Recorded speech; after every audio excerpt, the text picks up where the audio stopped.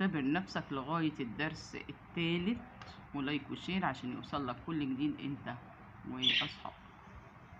يلا اول سؤال. الصورة القياسية 1+7/10 زائد 7/100. قلنا يا ولاد نكتب 1 زائد 7 أجزاء من 10 وراها 7 أجزاء من 100. لا مش هعمل الاختيارات، ان احنا نحل وبعدين نختار.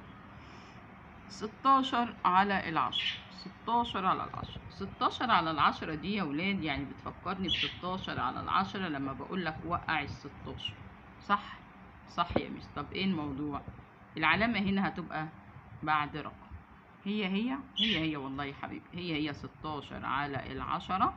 هي 16 على 10. طيب نركز تاني في اللي جاي. عايزة الصيغة الممتدة اللي بتمثل العدد. أيوة، الصيغة الممتدة 90 زائد 3 زائد 5 أجزاء من 100. 90 زائد 3 زائد 5 أجزاء من 100. ركز كده حبيبي، ال3 أحاد وال9 عشرات يبقى 93 على بعض، زائد جزء من 10 مش موجود بس عندي جزء من 100. خلاص يا مس. طب ما تحطي العلامة، حطيتها يا جميل. نركز تاني. الصيغة القياسية للعدد 2 و9 أجزاء من 100. 2 و9 أجزاء من 100. 2 يعني 2 أحاد، حطي العلامة. قال لي و9 أجزاء من 100. أنا ما عنديش جزء من 10 بس عندي جزء من 100. تاني،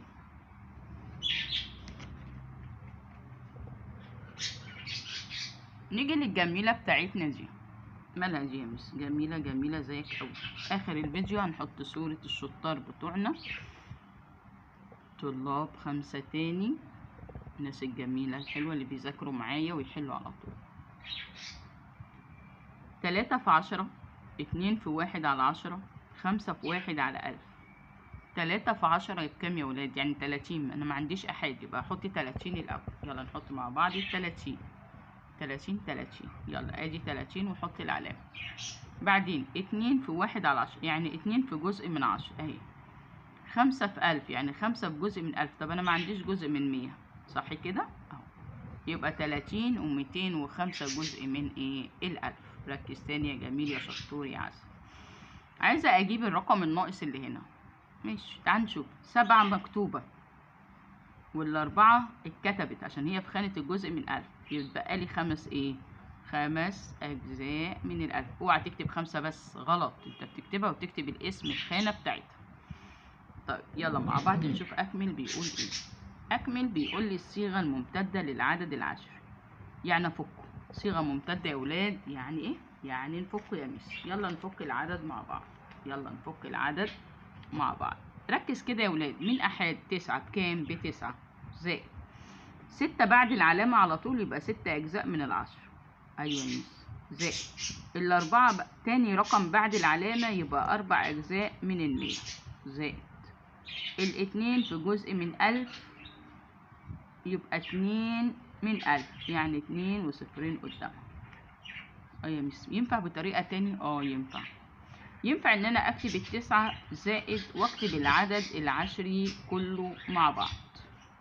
في طريقة تاني، في ان ال9 في الآحاد بضربها في 1 زائد ال6 في جزء من 10 فبضربها في 1 على 10. في ان ال4 في جزء من 100 اضربها في 1 على 100. في ان ال2 في جزء من 1000 يبقى 1 على 1000. 3 طرق عندك، الطريقة اللي تحبها، وانا اقترح انك تحل بدي على طول. تاخد الجزء الاجزاء لوحديها والاحاد لوحديها كده يبقى الدنيا تمام. نركز في اللي بعده. عندي 9 وعندي 6 اجزاء من 10، 9 اجزاء من 100 و3 اجزاء من ايه؟ من ال1000. عايزة برضو نجمعها صيغة قياسية. تعال نشوف مع بعض. حط ال9، حط العلامة. ال6 في جزء من 10، ال9 في جزء من 100، ال3 في جزء من ايه؟ من ال1000. صح كده يا مس؟ صح يا حبيبي. يلا اللي بعده. 3 أجزاء من 1000 و5 أجزاء من 100. وسبع أجزاء من الحشرة، قصدي 10. طب ما نيجي نعملها عدد. هحط العلامة الأول وأجهز. مين اللي قال من 10 الأول؟ السبعة. اللي قال من 100 الخمس. اللي قال من 1000 التلات.